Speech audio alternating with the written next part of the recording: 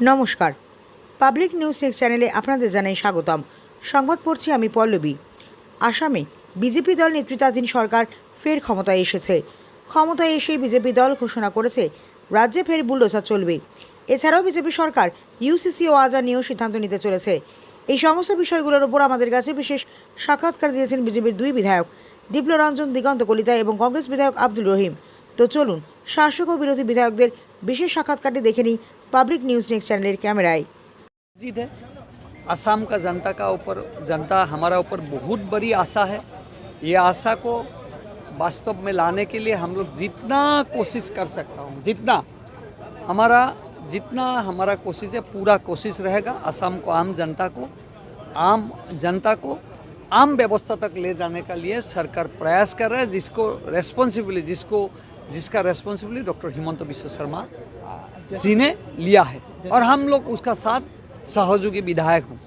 असम के मुख्यमंत्री ने कहा कि फिर से जो सफाई अभियान जो बुलडोजर से किया जाएगा 100%।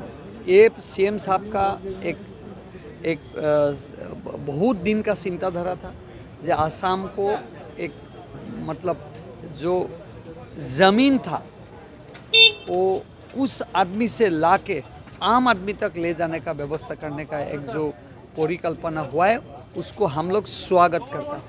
जैसे कि आपने कुछ दिन पहले अजान से जो डिस्टर्ब हुआ है उसमें कुछ बयान आया है, आपका क्या कहना चाहते हैं? नहीं, अजान करना है, मस्जिद में अजान करना है, मंदिर में नाम प्रसन्न करना है, लेकिन नॉट थ्रू लाउड स्पीकर। घर में ही कीजिए, अपना व्यवस्था में कीजिए, किसी आम जनता को हरासमेंट नहीं करना है, हिंदू हो मुसलमान। इसीलिए अजान के ऊपर हमारा कोई पाबंदी नहीं, हमारा पाबंदी है हाई लाउड स्पीकर, उसको बंद करना ही पड़ेगा।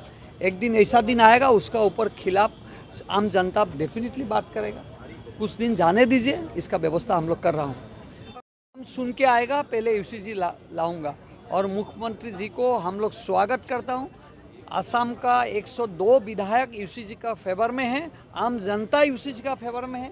यूसीसी भी लाना है, अजान को भी थ्रू लाउड स्पीकर में बंद करना है और फिर बाद में SIR भी लाना पड़ेगा। अजान के जैसे तो जैसे कीर्तन वगैरह भी होता है, तो इससे आपको क्या फायदा नहीं? देखिए, कीर्तन वगैरह के लिए तो हम लोग लाउड स्पीकर कभी लगाता है। अगर मान लीजिए कोई एक एरिया में ज़्यादा से ज़्यादा 50 मस्जिद होगा, उस एरिया में 1000 से ज़्यादा मंदिर है, तो कंपटीशन में करेगा क्या? अगर हम लोग ऐसा सुबह से शाम तक करते रहेंगे, उन लोग रुक पाएगा? हमारा बिहार में ऐसा नहीं, पूजा करना है, हम लोग शांति से रहता हूँ, घर में पूजा करता हूँ। दुर्गा पूजा साल में 2 बार होता है, बस 1 बार होता है, हम लोग आराम से धूमधाम करता हूँ। हर एक दिन 5 बार नाम आप लाउड स्पीकर में हाई डेसिबल में आपको दूसरों को डिस्टर्ब करना, ये अच्छा है नहीं। आज से 1400 साल आगे 12 ईयर्स एगो जब हजरत जी का जन्म हुआ था, मुस्लिम धर्म जब इसको जन्म हुआ था, तो अब लाउड स्पीकर था क्या? तो इलेक्ट्रॉनिक ज़माना था क्या? तो उस टाइम में कैसे चलता था वो मुझे बताइए। ये नियम उसी लोग ने लाया है, इसी को बंद करना ही पड़ेगा। असम के मुख्यमंत्री ने जो कहा है कि बेदखल मुक्त जो मियां समुदाय के लोग बैठे हुए विभिन्न इलाकों में वहाँ पे बुलडोजर फिर से चलेगा, इस पर आप एक विधायक होने के नाते क्या कहना चाहते हैं? देखिए, हम लोग जो बोलते हैं, माननीय मुख्यमंत्री डॉक्टर हिमंत बिश्व शर्मा जो बोलते हैं, स्ट्रांगली हम लोग वो करते हैं।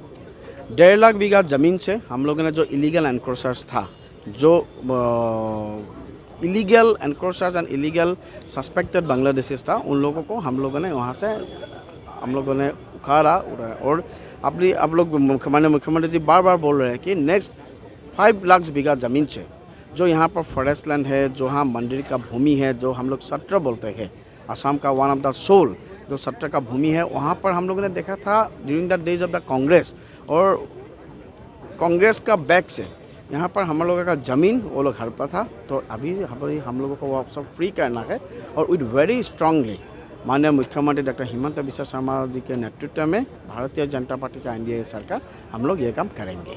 इसमें कोई कॉम्प्रोमाइज़ नहीं होगा। जैसे कि कुछ इलाकों में जैसे बुलडोजर चल चुका है, फिर वहाँ पे लोग बैठ चुके हैं, ये सब क्या फिर से खाली? देखिए, to betterment and to protect the identity of the Assamese people, to protect the land of the Assamese people, to protect the sattras land, mandirs land of the Assam, to protect the forest land, ये बुलडोजर जरूरी है।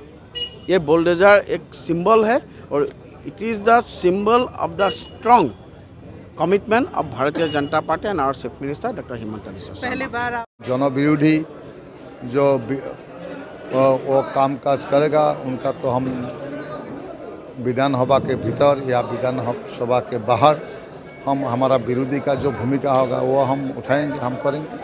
जैसे कि इस बार कांग्रेस के जो माइनॉरिटी मुस्लिम विधायक हैं वो एक विरोधी सरकार पक्ष की तरफ से मुस्लिम लीग कहा जा रहा है, क्या कहना चाहते हैं? देखिए, ये तो बीजेपी का बात है, ये इशू बीजेपी का है। कांग्रेस कहाँ से आप ये हिंदू मुस्लिम के हिसाब से देखते हैं? ये सेकुलर पार्टी है, जो जीता है वो सेकुलर है, सभी सेकुलर है। तो कहाँ लिखा है हमारा कांग्रेस का एक विधायक, वो हिंदू हो या मुस्लिम हो, असम का हर प्रॉब्लम वो हम लोग क्या उठा नहीं पाएंगे क्या विधानसभा में? ये जो बेरोजगारी का बात है, इरोशन का बात है, ये जो हमारा जो और सारा जितना प्रॉब्लम है वो सारा प्रॉब्लम कोई लिखा है क्या कि हम लोग जो माइनॉरिटी से चुन के आए हैं वो हम लोग नहीं उठा पाएंगे क्या? तो ये नैरेटिव बीजेपी का है। हमारा कांग्रेस पार्टी में ये सब नहीं चलता है। हमारा अच्छा काम करेगा गवर्नमेंट, हम सपोर्ट करेंगे। कोई पब्लिक के खिलाफ काम करेगा तो हम विधानसभा के अंदर भी विरोध करेंगे, बाहर भी हम विरोध करेंगे। जैसे कि अभी जो मुख्यमंत्री ने कहा कि से भी ज़्यादा बुलडोजर चलेगा, उसमें क्या कहना चाहते हैं? देखिए, वो पहाड़ में है, वो जो करना चाहता है वो करना, वो तो चाह रहे हैं। लेकिन देखिए, हमारा जितना हमारा शक्ति है, हम जितना हो सके हम वो बुरा बात हम कंडेम करेंगे। जितना हो सके हम पब्लिक के फेवर में रहेंगे। कोई विदेशी है तो उनके ऊपर बुलडोजर चलाए, उनको यहाँ से निकाल दे दीजिए, कोई हमारा कोई दिक्कत नहीं है। लेकिन इंडियन सिटीजन के ऊपर बुलडोजर चलेगा तो हम तो विरोध करेंगे। हम जितना हो सके विधानसभा के अंदर भी करेंगे, बाहर भी करेंगे। यूनिफॉर्म सिविल कोड अभी लाने वाले हैं 26 तारीख को, अभी प्रोसेस तो चल चुका है, क्या कहना चाहते हैं? ये कहाँ का यूनिफॉर्म सिविल कोड होगा? ये तो अब बोल रहा है कि ये जनजाति या ट्राइबल या हिल्स में लागू नहीं होगा। तो यूनिफॉर्म का मतलब ही क्या है? ये यूनिफॉर्म का मतलब क्या है? ये सारे के लिए होना चाहिए। तो इसीलिए आज ये दिखा रहा है कि ये ट्राइबल के ऊपर नहीं लागू करेगा। 2 दिन बाद वो ट्राइबल के ऊपर भी लागू करेगा, वो हिल्स के ऊपर भी लागू करेगा। क्योंकि आरएसएस वालों का ये थॉट है कि रिजर्वेशन सिस्टम ही होना नहीं चाहिए कॉन्स्टिट्यूशन में। तो ये धीरे धीरे उसी की तरफ बढ़ रहा है। तो हमें लगता है क्या बिल लाते हैं, देखते हैं, उसके हिसाब से हम। लीडर की बात आ रही है, क्या कहेंगे? देखिए, आज पहला दिन है, आज वर्क टेकिंग था, वर्क टेकिंग हो गया है। जब विरोधी हमारा लीडर का जब ज़रूरत पड़ेगा, जो डिवाइस आएगा सामने, उससे पहले हमारा जो पार्टी हाईकमांड है वो विरोधी लीडर सेलेक्ट कर देगा। यह कोई इशू नहीं है।